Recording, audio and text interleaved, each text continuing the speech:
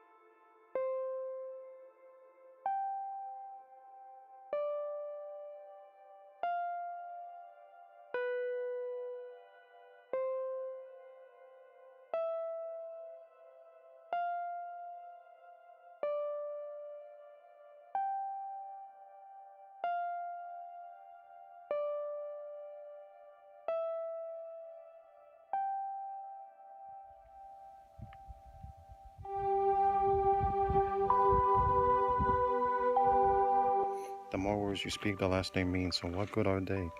In the few days of our meaningless lives, who knows how our days can best be spent? Our lives are like a shadow.